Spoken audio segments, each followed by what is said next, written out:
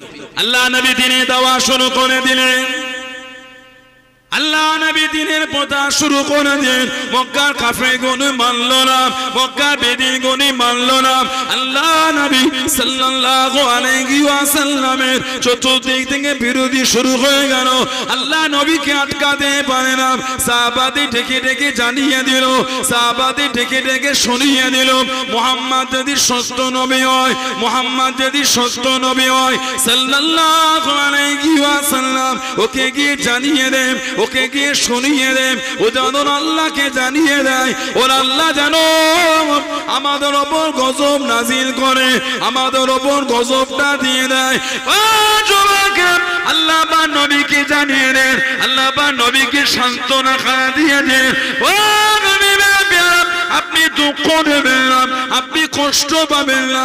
কোরআন শরীফ সূরা আনফালের 33 নম্বর আয়াতে আল্লাহ বা নবীকে জানিয়ে দেন, ওমা কানাল্লাহু লিয়াযবাহুম ওয়া আনতা ফীহিম ওয়া আমা হাবিব, আপনি যেখানে থাকবেন, আপনি যাদের মধ্যে থাকবেন, আপনি যতক্ষণ থাকবেন, আমি আল্লাহ আপনার খাতিরে ওই জায়গাতে আমি আল্লাহ পাক গজব খানা দেব না।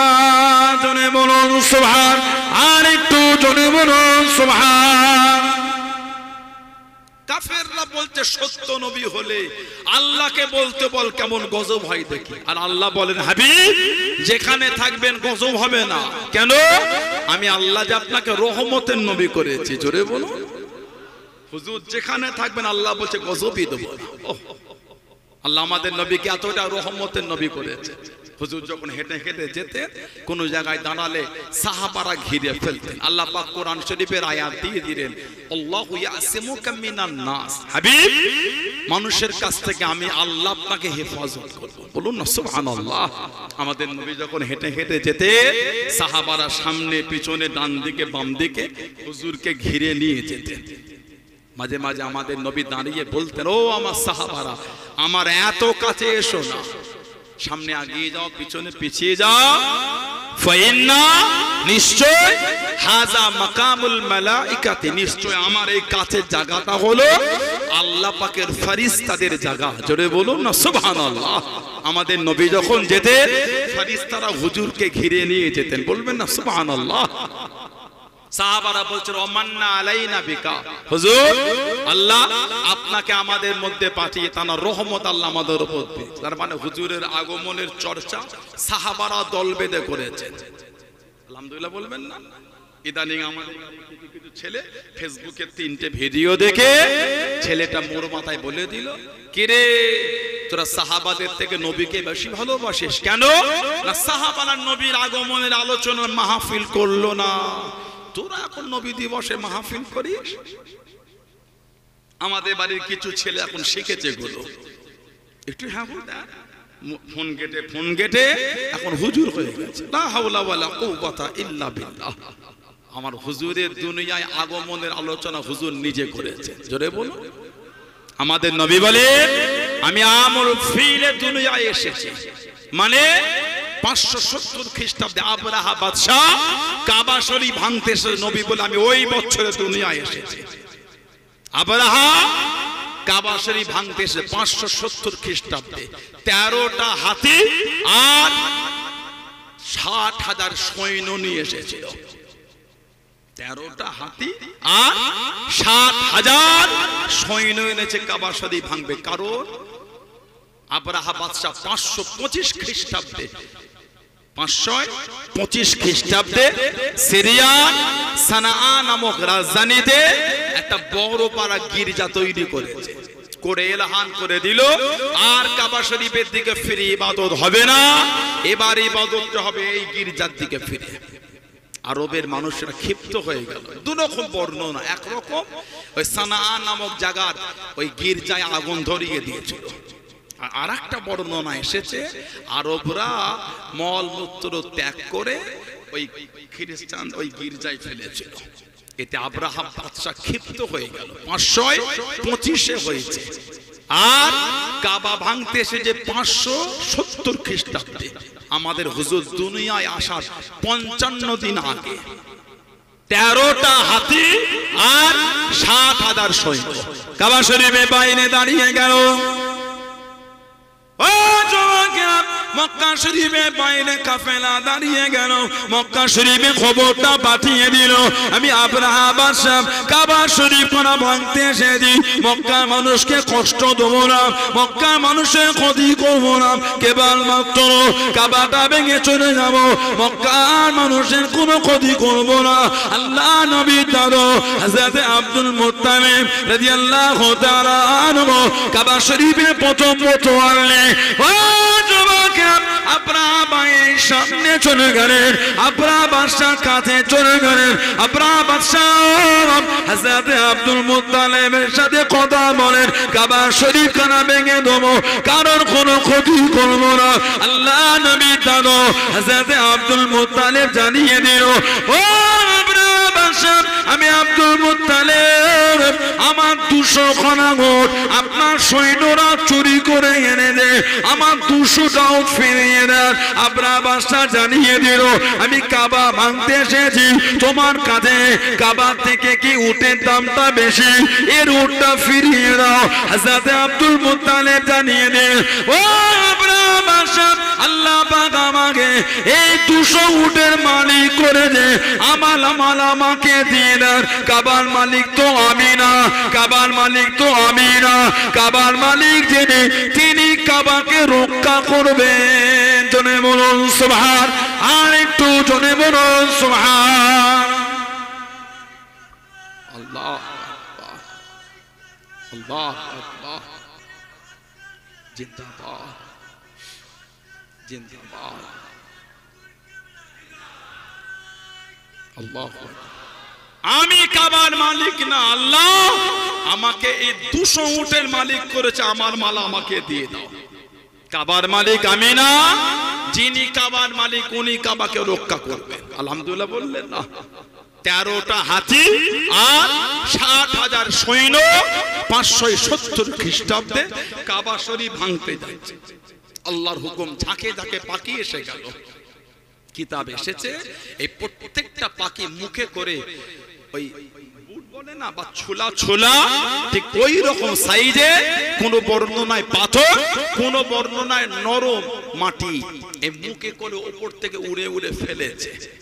যার শরীরের উপরে পড়েছে শরীরের গোস্ত আর হাড় শুদ্ধ খসে নামিয়ে নিয়েছে। জোরে বলো, গোটা আবরাহা বাহিনী আল্লাহ পাক ধ্বংস করেছে। আল্লাহ কাবার মালিক, তিনি কাবাকে হেফাজত করেছেন। জোরে বলুন না সুবহানাল্লাহ। আমার ভাইয়েরা, বাদা হুজুর বলেছেন আমি আমুল ফিলে দুনিয়ায় এসেছি, তার মানে যে বছর আবরাহা বাহিনী কাবা শরীফে হামলা চালাতে ওই বছরে। আর একটা রিওয়ায়াত এসেছে, এটা তাবরানি আল মু'জামুল কবির এসেছে, হাদিস শরীফের কিতাব তাবরানি আল মু'জামুল কবির প্রথম খণ্ড 28 নম্বর হাদিসে এসেছে।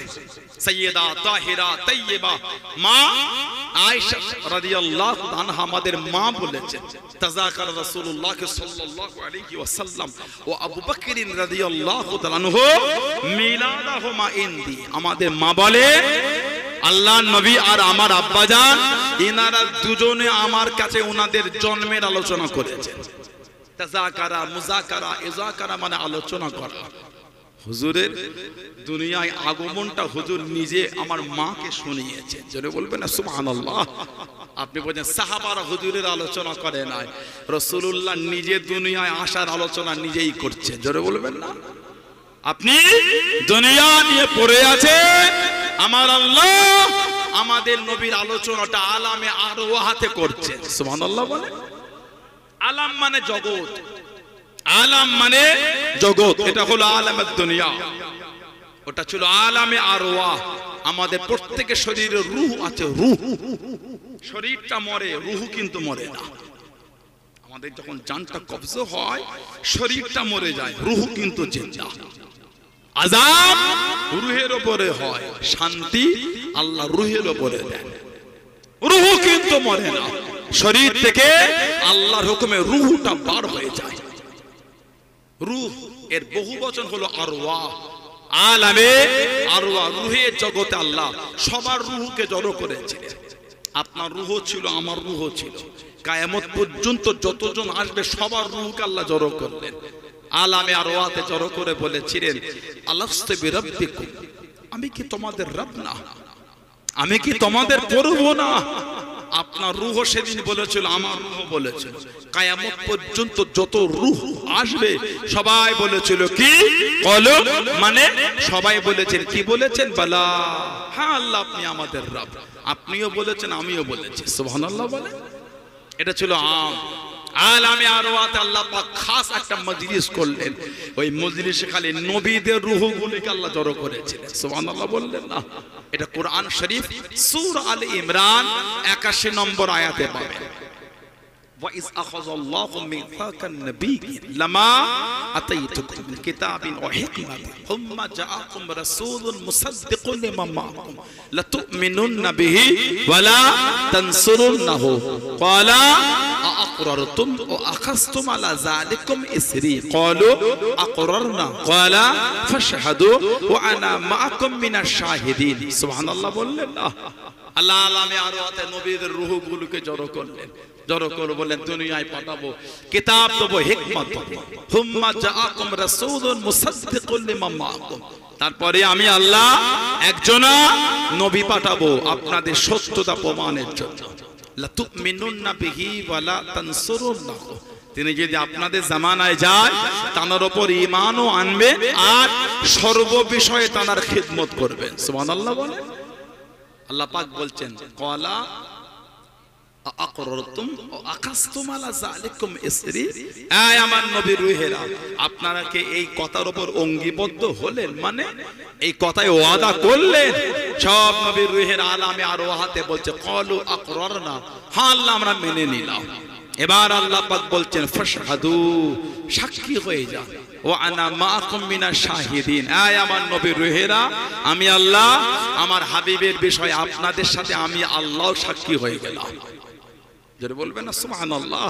আপনি নবী পাকের আগমনের আলোচনা দুনিয়ায় পান না, আল্লাহ নবীর আলোচনা আলামে আরওয়াতে নবীদের রূহেদের কাছে আল্লাহ শুনিয়ে দিচ্ছেন। শুধু শোনান নয়, ওয়াদাও নিয়ে নিচ্ছেন। জোরে বলুন না সুবহানাল্লাহ। আমার ভাইয়েরা, বাপজানেরা, ছেলেরা, যুবকেরা, মুরব্বীরা, সাহাবারা আমাদের নবীকে বলে, ওয়া মান্না আলাইনা বিকা ইয়া রাসূলুল্লাহ সাল্লাল্লাহু আলাইহি ওয়াসাল্লাম, হুজুর আল্লাহ পাক আপনাকে আমাদের মধ্যে পাঠিয়ে তিনি তার রহমতটা আমাদের উপর দিয়েছেন। এবার আমাদের নবী বলছেন, আল্লাহুম্মা আজলাসাকুম ইলা যালিক, তোমরা আল্লাহর কসম করে বলতে পারবে এই জন্য এসে বসেছো? সাহাবারা বলছেন, আল্লাহুম্মা আজলাসানা ইলা যালিক ইয়া রাসূলুল্লাহ সাল্লাল্লাহু আলাইহি ওয়াসাল্লাম, হুজুর আমরা আল্লাহ শপথ করে বলছি হুজুর আমরা এই জন্য এসেছি। এবার আমাদের নবী বলে, ও আমার সাহাবারা, তোমাদের কসম খাওয়ালাম বলে ভেবো না আমি নবী তোমাদের সন্দেহ করছি। তাহলে জিবরাইল আলাইহিস সালাম আমার কাছে এসে আখবরানি, আমাকে সংবাদ দিয়ে গেল, কিসে? এই যে তোমরা বসে আল্লাহর হামদ, আল্লাহর তারিফ, আল্লাহর প্রশংসা করো, আর আমি নবী আমাকে নিয়ে আলোচনা করো।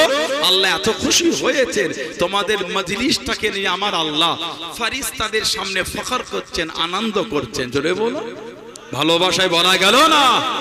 আল্লাহ পাক যদি ভালোবেসে আজকে এই পশ্চিম ভয়েদা এই মাহফিল যদি আল্লাহ কবুল করে নেন, ইনশাআল্লাহ আজকে এই মাহফিলটা নিয়েও আমার আল্লাহ ফেরেশতাদের কাছে শোনাবেন। জোরে বলুন না সুবহানাল্লাহ।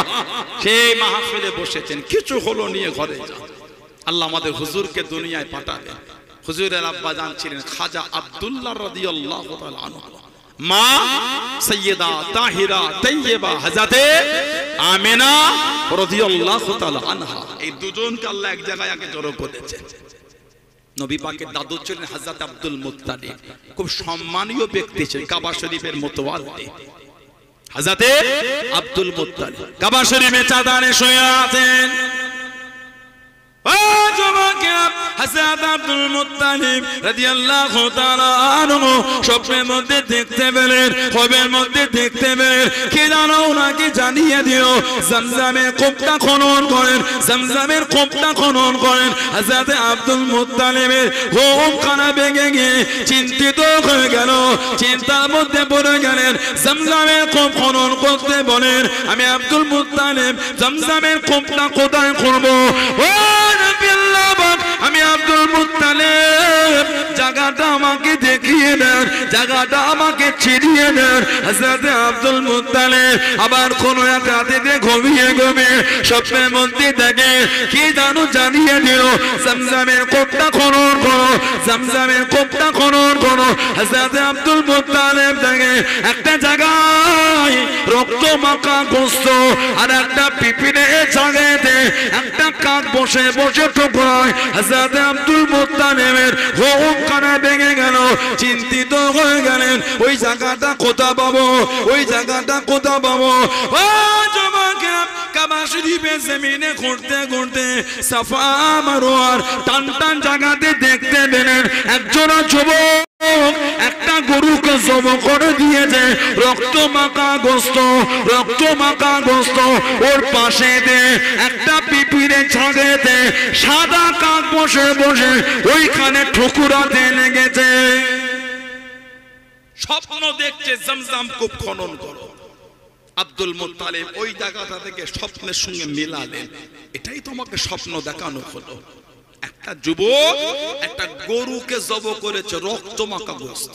মানে তখনকার লোক গরু খেত, কথা বলে না আমাদের হুজুরও গরু খেয়েছে, হালাল, ওটা আল্লাহ আমাদের জন্য করেছেন। সুবহানাল্লাহ বলেন। কারোর যদি রুচিতে না হয় তাকে তো জোর করে বলা যায় না, ঠিক না ভুল বলছি? কারো যদি ধর্মীয় বিধানে বাধা থাকে সেটা তানাদের ব্যাপার, আমার তো ধর্মে নিষেধ না। অন্যের ধর্মটা আমার উপর চাপাবে কেন? আমার ধর্মেরটা অন্যের উপর চাপাবো কেন? ইসলামে কাবা শরীফের দিকে মুখ করে পিঠ করে ইস্তেঞ্জা করা হলো হারাম। ইসলামে কাবা শরীফের দিকে মুখ করেও করা যাবে না, পিঠ করেও যাবে না, নিষেধ আছে। যদি ভিন্ন সম্প্রদায়ের কোনো মানুষ কাবা শরীফের দিকে মানে পশ্চিম দিকে ফিরে যদি ইস্তেঞ্জা করে, আমার আপনার তো উচিত না ওই ব্যক্তিটাকে টর্চার করা। তার ধর্মে তো নিষেধ না, আমার ধর্মে নিষেধ, ঠিক না? আমাদের ধর্মে আল্লাহ আমাদের জন্য বিধান করেছেন লাহমুল খিনজির, শরীর গোশত, পর্ক, শুকর, খিনজির, পিগ, আল্লাহ ওটা আমাদের জন্য হারাম করেছেন। কারো রুচিতে বাঁধে না, কারো ধর্মের বিধানে মানা নাই, সে ভক্ষণ করে, ওটালে তো আমাদের মাথা ব্যথা হওয়া উচিত না, ঠিক না? আমার ইসলামে যেটা আল্লাহ হালাল করেছে গরুর গোশত, ওটা আমরা খেলে আপনার কষ্ট হচ্ছে কেন? উচিত না। এই তো আজকে এই পেপারে দেখলাম উড়িষ্যায় একটা দলিতকে আজকের পেপারে বলছে গরুর গোশত বিক্রি আর খাওয়ার অপরাধে পিটিয়ে পিটিয়ে হত্যা করেছে। এই উড়িষ্যায় আজকের ঘটনা আপনাকে বলছে আমি। যদি আজকে পেপার পত্রিকা পড়ে থাকেন বলতে পারবেন আপনি। আজকে উড়িষ্যায় একটা দলিতকে গরুর গোশত ভক্ষণের অপরাধ দিয়ে হত্যা করে দিল। এই তো গত কয়েক মাস আগে আমাদের এই বাসন্তীর দিকে সাবির হোসেন বাইরে ছিল, সাবির হোসেন হরিয়ানায় গরুর গোশত খাওয়ার অপরাধে পিটিয়ে হত্যা করে দিল। ঘৃণা লাগে, চিৎকার দিতে মন চায়, ঘৃণা লাগে। ভারতবর্ষ পৃথিবীর মানচিত্রে বিফ মিট এক্সপোর্টের দিক দিয়ে 2 নম্বর র্যাঙ্ক করে আছে। গোটা পৃথিবীর মধ্যে যেই দেশটা গরুর গোশত রপ্তানির ক্ষেত্রে 2 নম্বর, সেই দেশে মানুষকে গরুর গোশত খাওয়ার জন্য হত্যা করা হয়। এগুলো ভাবতে ঘৃণা লাগে। হাজার হাজার মেট্রিক টন গরুর গোশত বিদেশে এক্সপোর্ট হয়ে যাচ্ছে। সানাউল্লাহ সিদ্দিকীর সিগনেচার হয়নি, আপনারও সিগনেচার হয়নি। প্রধানমন্ত্রী, বিদেশ মন্ত্রণালয়, রাষ্ট্রপতি, স্বরাষ্ট্রমন্ত্রী, দেশের যারা দায়িত্ব পেয়ে বসে আছে, ওনাদের সিগনেচারে গরুর গোশত বিদেশে চলে যাচ্ছে। বিভিন্ন কান্ট্রিতে আমরা যখন যাই, সেখানে কোনো বাজারে দোকানে অনেকে আছেন উমরা করেছে, এখানে হজ করেছে, ওই মেসফালার দিকে, মেসফালা জানারা গেন জানেন, মেসফালা ইব্রাহিম খলিল লোড ওদিক একটু আগে আছে, মেসফালা বলে জায়গা আছে, ওখানে বাজার সব সবজি সব পাওয়া যায়। এই মেসফালায় ওই ফ্রিজের ডিপ ফ্রিজ খুলে দেখবেন সব গোশত প্যাকেটিং করা আছে, 500 1 কেজি 2 কেজির গোশত, কেজি কেজি প্যাকেট তুলে মাঝে মাঝে দেখা যায় লেখা আছে ইন্ডিয়ান হালাল বিফ মিট। হাজিগুলো যাওয়ার সময় ওই লাগেজে করে ওগুলো প্যাকেট করে নিয়ে গেছিল নাকি? এই যে হাজিরা হজে যায়, ওমরায় যায়, যাবার সময় গরুর গোশত কোনো মানে প্যাকেট করে লাগেজ করে নিয়ে গেছিল না, না, সরকারি ভাবে সৌদি আরবে ভারত থেকে গরুর গোশত চলে যাচ্ছে। শুধু গরুর গোশত নয়, প্যাকেটে লেখা আছে ইন্ডিয়ান হালাল বিফ মিট। বলে বিদেশের মাটি থেকে ভারতবর্ষের গরুর গোশত গোটা পৃথিবীর লোক কিনে খাচ্ছে, আর আমার ভারতে গরুর গোশত খাওয়াটা এখন ক্রাইম হয়ে গেছে। লজ্জা লাগে, ঘৃণা লাগে। খাওয়ার অপরাধে মানুষকে পিটিয়ে হত্যা করে দেয়। এরা কত হীন মানসিকতা এবং জঙ্গি মেন্টালিটি তৈরি করে এই কর্মটা করতে পারে। আল্লাহ পাক এই জালেমদের হাত থেকে আমাদের হেফাজত করে, বলুন আমিন। জোরে বলেন আল্লাহুম্মা আমিন। সানাউল্লাহ সিদ্দিক আপনাকে মিথ্যা তথ্য দিতে আসেন। গুগলে গিয়ে লেখেন, গুগলে গিয়ে নেটটা চালু করে লেখেন পৃথিবীর মানচিত্রে ভারতবর্ষ বিফ মিট সাপ্লাইয়ের দিক দিয়ে কত নম্বর র‍্যাঙ্ক করে আছে? 2 নম্বর র‍্যাঙ্ক করেছে। এত গরুর গোশত বিদেশে পাচার হয়েছে সরকারি ভাবে, অবৈধ ভাবে নয়, আইনকে প্রাধান্য দিয়ে গিয়েছে। আজকে আমার দেশে একটা গরিব মানুষ 500 গরুর গোশত কিনে আনলে, 1 কেজি গরুর গোশত আনলে তার উপর টর্চার হয়। এই সমস্ত দেশদ্রোহী গুণকে আগে চাপানো দরকার। কথা ঠিক না ভুল বলছি? কত কয়েক মাস আগে শিলিগুড়ি একটা গাড়ি করে গরুর গোশত আনছিল, শিলিগুড়িতে গাড়িটা উল্টে দিয়েছে। ওর সমস্ত ফাজিলগুলোকে দেশের আইনের আওতায় এনে এদের করে রিমান্ডে নিয়ে এদের চাপানো দরকার। ফাজলামি পেয়েছো তোমরা। এই কদিন আগে আপনার ওই দুর্গাপুরের দিকে, এই কয়েক মাস আগে দুর্গাপুরে সেখানে গরু কিনে নিয়ে আসছিল, সেখানে গাড়ি দান করে কয়েকটা হীন জঙ্গি মানসিকতার কয়েকটা ছেলে তাদের করে নামিয়ে কত অত্যাচার করেছে, কান ধরে ওর বস করে। কে অধিকার তোমাকে দিয়েছে? যেই দেশ পৃথিবীর মানচিত্রের 2 নম্বর র‍্যাঙ্ক করে আছে, সেই দেশ ওই খাদ্যটা খাওয়া অপরাধ। কিসের ফাজলামি শুরু করেছে গুলো? আল্লাহ পাক এদের হাত থেকে আমার রাজ্যকে, আমার দেশকে আল্লাহ রক্ষা করে, বলুন আল্লাহুম্মা আমিন। তা বলে আমি এইটা বোঝাতে চাই না যার ওটা অরুচি, যার ওটা অপছন্দ তাকে জোর করে খাবেন না। আমি আমার স্বাধীনতায় বাঁচবো, আপনি আপনার স্বাধীনতায় বাঁচেন। হযরতে আব্দুল মুত্তালিব রাদিয়াল্লাহু আনহু ওইখানে চলে গেলেন, গর্ত খনন করছেন, জমজম পাচ্ছে না, অনেক কষ্ট করেছেন, জমজম পাই না। আল্লাহ নবী দাদা চিন্তিত হয়ে গেলেন। ও যুবকেরা, উনি রোনাজারি করতে লাগলেন, আল্লাহ পাক আপনি কি আমার উপর নারাজ হয়ে গেলেন? আপনি কি আমার উপর নারাজ হয়ে গেলেন? হযরত আব্দুল মুত্তালিব নিয়ত করে নিয়ে, ও নবী আল্লাহ পাক আপনি যদি আমাকে জমজমের কোপটা মিলিয়ে দেন, জমজমের পানিটা মিলিয়ে দেন, আমি আব্দুল মুত্তালিব, আপনি আমাকে 10টা ছেলে দিয়ে দেন, আপনি আমাকে 10টা আওলাদ দিয়ে দেন। আল্লাহ পাক এই 10 জনের মধ্যে একজনকে আপনার রাস্তাতে কুরবানি করে দেবো। হযরত আব্দুল মুত্তালিব জমজমের কোপ পেয়ে গেলেন, জমজমের পানি পেয়ে গেলেন। তার ওয়াদা অনুযায়ী 10 জনের নামটা লেখা হয়ে গেল। 10 জনের নামে লটারি শুরু হয়ে গেল। যেই নামটা তোলা হয়েছিল ওটা অন্য কোনো নাম নয়, ওটা হলো আল্লাহ নবী রাব্বানা হযরত খাজা আব্দুল্লাহ, হযরত আব্দুল মুত্তালিব কানে, ও নবী আল্লাহ পাক আমি যাকে সবথেকে বেশি ভালোবাসি তার নামখানা উঠে গেল, তার নামখানা উঠে গেল। আল্লাহ পাক আমি এখন কি করি? আল্লাহ পাক আমি এখন কি করি? হযরত আব্দুল মুত্তালিব আর একটা জায়গাতে 100 উট লিখে দিয়ে দুটোর মধ্যে আবার লটারি শুরু করে দিল। যে নামটা উঠবে ওই নাম আমি নিয়ে কুরবানি করে দেবো। এই দুটোর মধ্যে লটারি হলো। আল্লাহ পাকের হুকুমে খাজা আব্দুল্লাহ নামটা উঠলো না, 100 উট লেখা উঠে গেল। জনে বলুন সুবহান, আর একটু জনে বলুন সুবহান। 100 উট উঠেছে, উনি 100 উটকে কুরবানি করে দিলেন।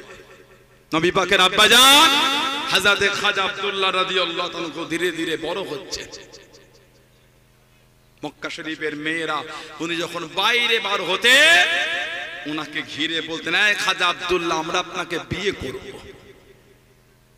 সিরাত ইবনে হিশাম বলে একটা তারিখের কিতাব আছে, উলামারা জানেন।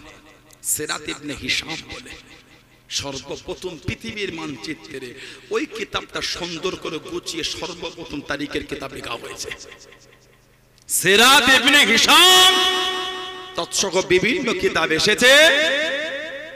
খাজা আব্দুল্লাহকে একদিন একটা মেয়ে দান করে বলে, আব্দুল্লাহ শুনেছি আপনার জন্য আপনার আব্বা 100 উট কুরবানি দিয়েছে, ওই 100 উট আপনাকে ফিরিয়ে দেবো আর সারাটা জীবন আপনার কদমেই কাটিয়ে দেবো, আপনি আমাকে বিয়ে করেন। হুজুরের আব্বা লজ্জায় মাথাটা হেঁট করে চলে গেলেন। ওনার সাথে বিয়ে হয়ে গেল হযরতে আমেনা রাদিয়াল্লাহু তাআলা আনহা। এই বিবাহের পরে যখন ওই মক্কা শরীফে ঘুরতেন, ওই মেয়েগুলির সামনে থেকে গেল, বাধা দিত না। হযরতে খাজা আব্দুল্লাহ একদিন জিজ্ঞাসা করলেন, এ মক্কার মেয়েরা, কি ব্যাপার, তোমরা আর তো আমাকে বিয়ে করার জন্য আটকাও না, আর তো আমাকে বাধা দিও না? জবাব দিয়েছে, আব্দুল্লাহ আমরা আপনার চেহারার মধ্যে আর সেটা দেখতে পাই না। আপনার বিবাহের আগে আপনি যখন আমাদের সামনে দিয়ে যেতেন, আপনার কপাল থেকে চেহারা থেকে একটা নূরের ঝলক দেখতে পেতাম। যারা বললেন না সুবহানাল্লাহ, ওটা ছিল নূরে মুহাম্মাদি সাল্লাল্লাহু আলাইহি ওয়াসাল্লাম। বিবাহের রাতে ওটা হুজুরের আম্মার রিহিমের মধ্যে আল্লাহ পাক পাঠিয়ে দিয়েছেন। বলুন না সুবহানাল্লাহ। হুজুর মায়ের রিহিমের মধ্যে ধীরে ধীরে বড় হচ্ছে। মক্কা শরীফের মহিলারা বলো কপালে নূর দেখতে পেতাম, যেটা নূরে মুহাম্মাদি। এখন আমাদের সমাজের কিছু ভাই আছে, ওরা বলে নবীকে নূর বলার শিরক, হুজুরকে নূর বলা শিরক। কিন্তু হাদিস শরীফে একটা কিতাব আছে, মুসনাদে আহমদ ইবনে হাম্বল, 4 ইমামের এক ইমাম ইমামে আহমদ ইবনে হাম্বল রাহমাতুল্লাহ কিতাব লিখেছে। জানাক আল্লাহ পাক 10 লক্ষ খালি হাদিসের হাফেজ করেছে। সুবহানাল্লাহ বললেন না। ইমাম আহমদ ইবনে হাম্বল রাহমাতুল্লাহ, ওনার ছাত্ররা ছিলেন হযরত মুহাম্মদ ইবনে ইসমাইল বুখারী রাহমাতুল্লাহ, আর ওনার উস্তাদ ছিলেন ইমাম শাফি রাহমাতুল্লাহ, তার উস্তাদ ছিলেন ইমামে মালিক রাহমাতুল্লাহ। তার জীবন কেটেছে আমাদের ইমামে নোমান বিন সাবিত আবু হানিফা হুজুর রাহমাতুল্লাহ। উনি যখন মদিনা শরীফে যেতেন, রাতের পর রাত ইমামে মালিক গিয়ে আমাদের ইমামের বৈঠকে বসে রাতের পর রাত মাসলা মাসাইলের আলোচনা করে কাটিয়ে দিয়েছেন। জোরে বলুন না সুবহানাল্লাহ। ইমামে মালিক রাহমাতুল্লাহ, এই নামটা হলো একটা ইতিহাস। এত আদব ছিল হুজুরের উপরে। উনি যখন হাদিস শরীফের ক্লাস নিতেন, হাদিস শরীফের দর্স দিতেন নবাবী শরীফ থেকে, কেউ যদি অন্য মনস্ক হতো, উনি ওই ব্যক্তিটাকে ওই মজলিস থেকে তুলে বার করে দিতেন। তোমার এই মজলিসে বসা হবে না, আমি হুজুরের আলোচনা করে তুমি অন্য মনস্ক হও। মানে এখন তো আমাদের সমাজে ওয়াজ হলে কিছু কিছু ছেলে ওই ভিড়ের মধ্যে বসে মোবাইলে গেম খেলে, নাউজুবিল্লাহ বলে, মজাক হচ্ছে এগুলি মজাক শুরু হয়ে গেছে। গতকালকের এই জায়গাটার অবস্থা ভিন্ন ছিল, আগামীকালকে ভিন্ন থাকবে, তবে এখনকার এই জায়গাটার ইজ্জত কিন্তু অনেক আলা। জোরে বলেন। যদি আপনার বিরক্ত মনে হয়, উঠে যান, ঘুরে গাড়ে হেঁটে কিছুক্ষণ পরে উজু করে আবার বসে। কেন জোর করে বসে আছে? যদি আপনার মনে হয় মোবাইলে গেমই খেলবে, জলসা থেকে উঠে যান, সাইডে যান, গেম খেলে আধ ঘন্টা পরে আসে। এখানে বসে বসে এই গেম খেলছেন, এটা তো উচিত না। এটা তো ওয়াজের মাহফিল, জান্নাতের টুকরা এটা। সুবহানাল্লাহ বললেন না। যদি বিরক্তই মনে হয় উঠে যান। এখানে বসে পরিবেশ নষ্ট করছেন কেন? বড় বড় ইমামদের যদি জীবনী পড়ে অবাক হয়ে যাবেন। হুজুর যখন তারা হুজুরের নাম নিতেন সাল্লাল্লাহু আলাইহি ওয়াসাল্লাম, হুজুরের আলোচনা করতেন, কিতাব এসেছে, মনে হতো যেন তাদের শরীর থেকে রক্তটাকে কেউ বার করে নিয়েছে। আহা, এমন একটা হাল তাদের হতো। কেন? আল্লাহ, হুজুরের আলোচনায় কিছু বিয়াদবি করে ফেললাম নাকি? এত ভয় করতেন। বলুন না সুবহানাল্লাহ। আমরা যখন হুজুরের নাম লিখি, নবী মুহাম্মদ বা রাসূলুল্লাহ, তারপরে কি লিখি আমরা? পুরোটা লেখেন। কি লেখে? দ বিসর্গ মানে দরুদ শরীফ, বা দন্তস্ব বিসর্গ মানে সাল্লাল্লাহু আলাইহি ওয়াসাল্লাম। পুরো লিখলাম না, শর্ট ফর্ম চলছে, যদি 5 পৃষ্ঠা লিখার মধ্যে এক জায়গায় হুজুরের নাম আসে, ওই এক জায়গাতে 10-20 টাকা দিয়ে টপকে চলে গেলাম, না এটা তো ভালোবাসা না। বললে আমাদের জিজ্ঞাসা করবে, বুখারী শরীফ বলে, মুসলিম শরীফ বলেন, আবু দাউদ শরীফ বলেন, নাসাই শরীফ বলেন, তিরমিজি শরীফ বলেন, ইবনে মাজাহ শরীফ বলেন, মুওয়াত্তা ইমাম মালিক শরীফ বলেন, মুওয়াত্তা ইমাম মুহাম্মদ শরীফ বলেন, দারিকুতনি শরীফ বলেন, বাইহাকি শরীফ বলেন, মুস্তাদরাকে হাকিম শরীফ বলেন, সহিহ ইবনে হিব্বান শরীফ, যাই বলেন হাদিস শরীফের কিতাব, মুসান্নাফ ইবনে আবি শাইবা শরীফ বলেন, মুস্তাদরাকে হাকিম বলেন, যাই বলেন হাদিস শরীফের কিতাব। ইমাম বুখারী হুজুর রাহমাতুল্লাহ উনি যদি বুখারী শরীফ লিপিবদ্ধ করতে গিয়ে 40,000 জায়গায় যদি আমাদের হুজুরের নামে এসে থাকে, 40,000 জায়গাতে উনি পুরোটাই লিখেছেন সাল্লাল্লাহু আলাইহি ওয়াসাল্লাম। জোরে বললেন না? আমরা 5 পৃষ্ঠা লিখতে গিয়ে এক জায়গায় যদি হুজুরের নাম আসে, আমরা লিখে দিলাম দ বিসর্গ বা দন্ত স বিসর্গ, মানে সাল্লাল্লাহু আলাইহি ওয়াসাল্লাম বা দরুদ শরীফ। কিন্তু ওনাদের না, ইমাম মুসলিম রাহমাতুল্লাহ মুসলিম শরীফ লিখতে গিয়ে যদি 30,000 জায়গায় আমাদের হুজুরের নাম এসে থাকে, 30,000 জায়গাতেই উনি লিখেছেন পুরো সাল্লাল্লাহু আলাইহি ওয়াসাল্লাম। জোরে বলো, আর একটু ভালোবাসায় বলা গেল না। আমাদের মধ্যে সে আদব নাই, তানাদের মধ্যে ছিল। একটা হাল এমন তৈরি হয়ে যেত। ইমাম শাফি রাহমাতুল্লাহ উনি কুরাইশ ছিলেন, কুরাইশ। উনি হজ করতে চলে গেলেন।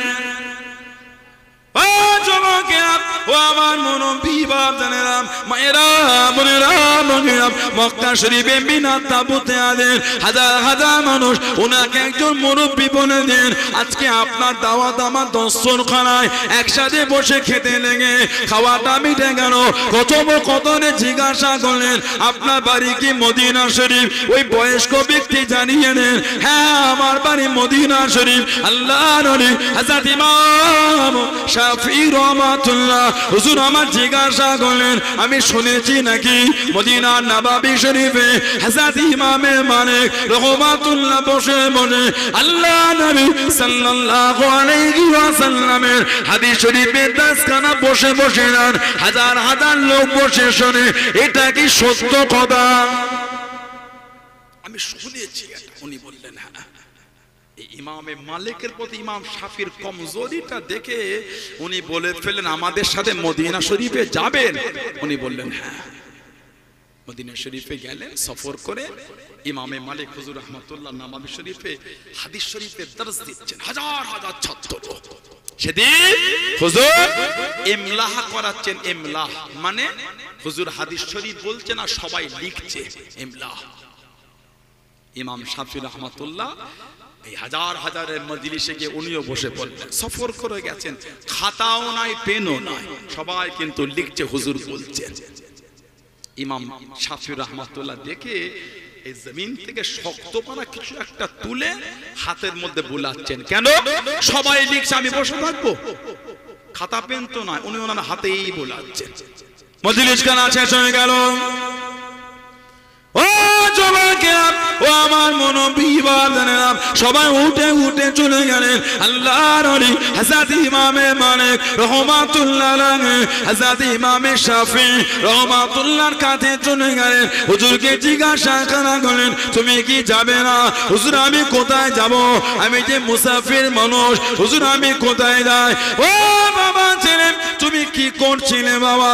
হুজুর আমার কাছে খাতা পেন নাই, সবাই হাদিস শরীফ লিখছিল, আমি বসে বসে কি করি? আপনি যেগুলি বলছেন ওগুলি শুনে শুনে আমি হাতের মধ্যে বলাছিলাম। কই হাতটাকে দেখি বাবা, কই হাতে তো লেখা নাই বাবা। তেমনি করে বলে দিলেন, হাদিস শরীফ কি হাতে লেখে? এটা তো বেয়াদবি। আল্লাহর ওলি হযরত ইমামে শাফি জানিয়ে দেন, আল্লাহ পাকের ওলি হুজুর বেয়াদবি মাফ করুন, আমি হাতের মধ্যে বলিয়েছি, তবে প্রত্যেকটা হাদিস আমি আমার অন্তরে লিখে নিয়েছি। আল্লাহ আল্লাহ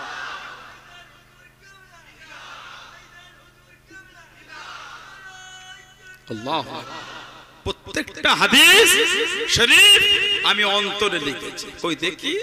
ইমাম মালিক রাহমাতুল্লাহ যে কটা হাদিস শরীফ শুনিয়েছেন, উনি একটা একটা করে সব শুনিয়ে দিয়েছেন। যেটা বলবেন না, সবাই খাতা পেন লিখছে, উনি কানে হাতে বলিয়েছে। হুজুর হাতে বলিয়েছে কিন্তু অন্তরে লিখেছে, জোরে বলবেন না। ওনার কাছে বসতে ইমামে আহমদ ইবনে হাম্বল রাহমাতুল্লাহ, উনি হাদিস শরীফের কিতাব লিখেছেন মুসনাদে আহমদ ইবনে হাম্বল। 40,000 হাদিস কম বেশি ওই কিতাবে উনি নকল করেছেন। 40,000 একটা হাদিস শরীফ এনেছেন, 16,700 নম্বর হাদিস। ইমাম আহমদ ইবনে হাম্বল আমাদের হুজুর সাল্লাল্লাহু আলাইহি সাল্লাম মায়ের কথা শুনিয়েছেন। মা হুজুর বলে রাআত হিনা বাদাআতুহু নূরান, সুবহানাল্লাহ বলে রাআত হিনা বাদাআতুহু নূরান। আমাদের নবী বলে আমার মা যখন আমাকে ভূমিষ্ঠ করলো, মানে আমি নবী যখন দুনিয়ায় তাশরীফ আনলাম, আমার মা আমাকে দেখেছে নূর, জোরে বলবেন না, আরেকটু জোরে বলা গেল না। তারপরেই হুজুর বলছে আদাআত মিনহু কুসুরি শাম, যে নূরটা আমার মা দেখেছে শাম দেশের রাজপ্রাসাদগুলোকে আলোকিত করে দিল, জোরে বলো। হুজুর বলছে আমার মা আমাকে নূর দেখেছে। ইনি বলছে হুজুরকে নূর বলা শিরক, আর হুজুর বলছে মা আমাকে নূর দেখেছে, সুবহানাল্লাহ বলবেন। আমার নবীর একটা সাহাবী ছিলেন হযরত কাব বিন যুয়াইর রাদিয়াল্লাহু তাআলা আনহু, উনি কবি ছিলেন, কবিতা লিখতেন। হযরত কাব বিন যুয়াইর রাদিয়াল্লাহু আনহু কবিতা লিখতেন, কবিতা পড়তেন। 8ম হিজরিতে হয়েছিল ফাতে মক্কা, মক্কা বিজয়। হুজুর এই মক্কা বিজয়ের পরে বললেন এই ব্যক্তিকে দেখলে আর রাখা যাবে না, যে ক্ষতি এরা দিনের করেছে। তার মধ্যে একটা নাম ছিল কাব বিন যুয়াইর রাদিয়াল্লাহু আনহু। এই চাদর দিয়ে শরীর থেকে কয়েকটা সাহাবার পিছনে বসে বলছে হুজুর ওই ব্যক্তি যদি মাফ চায় আপনি মাফ করবেন। অনেকের মধ্যে নিজের নামটা নিজে বলছে। আমাদের হুজুর হেসে বললেন এসেই যখন পড়েছো লুকিয়ে না, সামনে এসো, বলুন না সুবহানাল্লাহ। আমাদের হুজুরের কাছে গিয়ে নূরের হাতটা ধরে ইমানের কালিমা পরে মুসলমান হয়ে গেলেন, বলুন সুবহানাল্লাহ। আল্লাহ নবীর সামনে গিয়ে বসে গেলেন, আল্লাহ নবীর কাছে গিয়ে বসে গেলেন।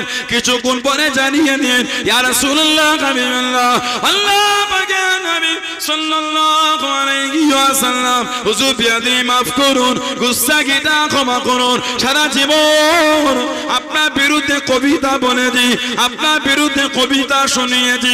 সুযোগ যদি করে দেন, সুযোগ যদি দিয়ে দেন, আজকে আপনাকে এনে কবিতা বলবো, আজকে আপনাকে এনে কবিতা শোনাবো। আল্লাহ নবী সাল্লাল্লাহু আলাইহি ওয়াসাল্লাম হুজুর আমার জানিয়ে দেন ও সাহাবা, আমি নবী সাল্লাল্লাহু আলাইহি ওয়াসাল্লাম আমার কাব বিন যুয়াইর আমাকে এনে কবিতা বলবে, আমাকে এনে কবিতা শোনাবে। বিছানা খুলে দাও বাবা, বিছানা বিছিয়ে দাও বাবা।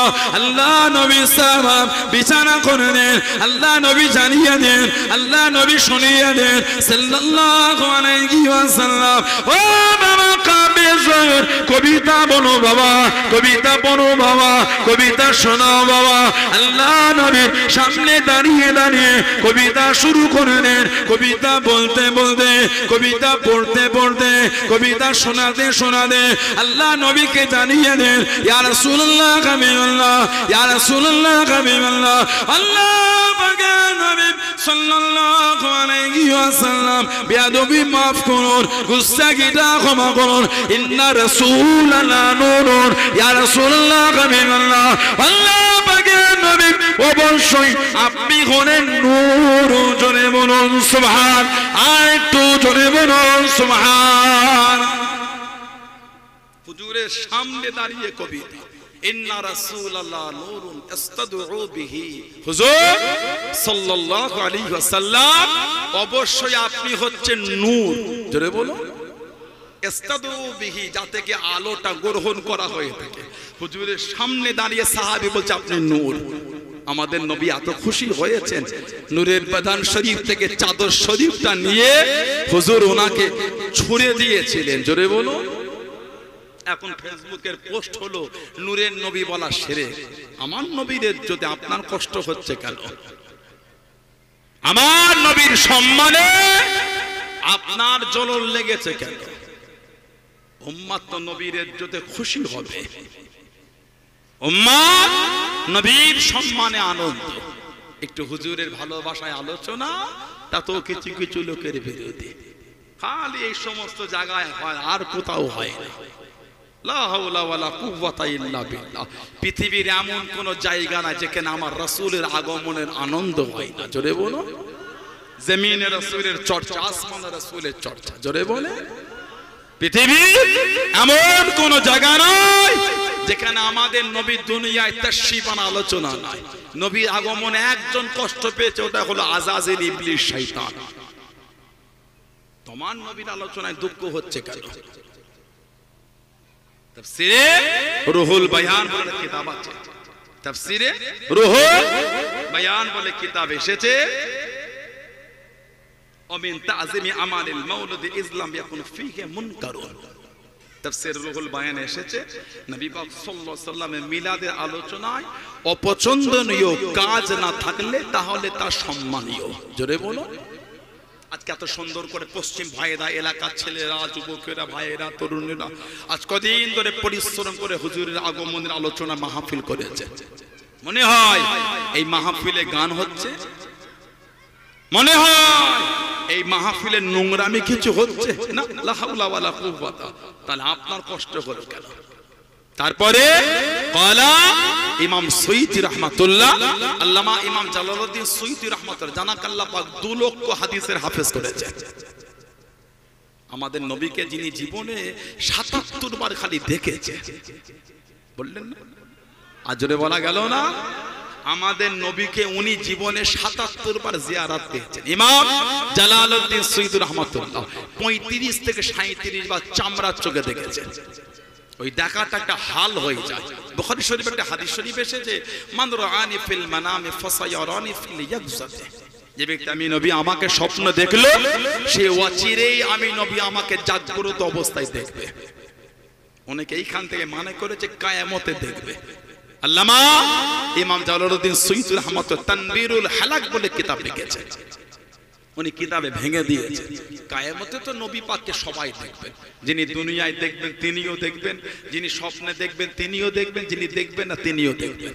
কিন্তু হুজুর যে বলছে মান রাআনি ফিল মানাম, যে আমাকে স্বপ্নে দেখবে, ফাসায়ারানি ফিল ইয়াকযাতি, সে অচিরে আমাকে জাগ্রত।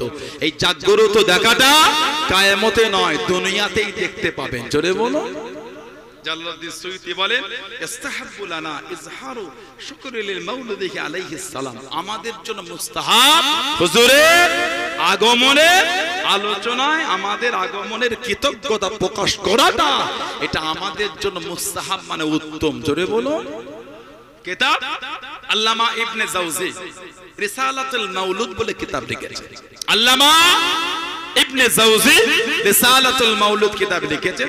ক্বালা লা যালা আহাদুল হারামাইনি শরীফাইন ওয়াল মিসর ওয়াল ইয়ামিন ওয়াশ শাম ওয়া সাইরি বালাদিল আরবি মিনাল মাশরিকি ওয়াল মাগরিব ইহতাফিলুনা মাজলিস মাউলিদ সাল্লাল্লাহু আলাইহি ওয়াসাল্লাম ইফরাহুনা বিকুদুমি হিলালির রবিউল আউয়াল। আল্লামা ইবনে জাওজি বলে মক্কা শরীফ, মদিনা শরীফ, মিসর, ইয়ামান, শাম ও পূর্ব থেকে পশ্চিমে বিস্তৃত সমস্ত আরব দেশের লোকেরা হুজুর সাল্লাল্লাহু আলাইহি ওয়াসাল্লাম আগমনের মজলিস তারা কায়েম করে আসছে। জোরে বলে। তারা রবিউল আউয়াল শরীফের মাসে আনন্দ খুশি করে থাকেন। জোরে বলবেন না? আর কিতাব আছে মাসাবাতা মিনাস সুন্নাহ বলে, হযরত আব্দুল হক মুহাদ্দিস দেহলভী হুজুর কিতাব লিখেছেন, যিনি এই ভারত উপমহাদেশে সর্বপ্রথম হাদিস শরীফের কিতাব এনেছিলেন। ইমাম মাসাবাতা মিনাস সুন্নাহ হযরত আব্দুল হক মুহাদ্দিস দেহলভী হুজুর এনেছে। লা ইয়াজালু আহলুল ইসলাম ইহতাফিলুনা শাহরা মাউলিদ সাল্লাল্লাহু আলাইহি ওয়াসাল্লাম ইয়ামালুনা ওয়া লা ইয়ামা ওয়া ইয়াতাসাদদাকুনা ফি লায়ালিহি বিআনওয়াইস সাদাকাত। উনি বলে যে মুসলিমরা নবী পাক সাল্লাল্লাহু আলাইহি আগমনের মাসে এই মাহফিল ধারাবাহিকভাবে কায়েম করে আসছেন। তারা ওয়ালিমার মতন খুশি করে থাকে। এই মাসের দিনগুলিতে বিভিন্ন সাদকা দান খায়রাত করে থাকেন। জোরে বলবেন না? আপনি বলছেন খালি এই এরিয়ায় হয়। কিতাব বলছে পৃথিবীর এমন কোন জায়গা নাই যেখানে আমাদের হুজুরের আগমনের আলোচনা নাই। জোরে বলেন। বললেন আলহামদুলিল্লাহ। আমার ভাইয়েরা, বাপজানেরা, ছেলেরা, যুবকেরা, মুরব্বীরা, হুজুর খুশি হয়ে চাদর ছুঁড়ে দিলেন। হুজুর মায়ের রেহেমে চলে গেলেন। ধীরে ধীরে মায়ের গর্ভে বড় হচ্ছে। হুজুরের মায়ের পেটে বয়স যখন 2 মাস, কোনো বর্ণনায় 4, কোনো বর্ণনায় 6 মাস যখন বয়স, হুজুরের আব্বা ব্যবসায় গেলেন সিরিয়া। এই ব্যবসায় যেতে গিয়ে মদিনা শরীফে অসুস্থ হয়ে গেলেন। ওনাকে মদিনা শরীফে রেখে ব্যবসা সেরে সব মক্কা শরীফে চলে গেল। হুজুরের দাদুজান বললেন, আমার আব্দুল্লাহ কই? তিনি অসুস্থ, মদিনা শরীফে রেখে এসেছে। হুজুরের দাদু হুজুরের আব্বার বড় ভাইকে পাঠালেন, যাও আমার আব্দুল্লাহকে নিয়ে আসো। মদিনা শরীফে গিয়ে খবর পেলেন উনি ইন্তেকাল হয়ে গেলেন। ইন্না লিল্লাহি ওয়া ইন্না ইলাইহি রাজিউন। হুজুর দুনিয়ায় আসার আগে আব্বাকে হারালেন। মায়ের গর্ভে আছে, দুনিয়ায় আসবেন। ধীরে ধীরে হুজুর বড় হচ্ছেন। হযরতে আমিনা রাদিয়াল্লাহু তাআলা বলছেন, এক এক রাতে আমার ঘরে এক এক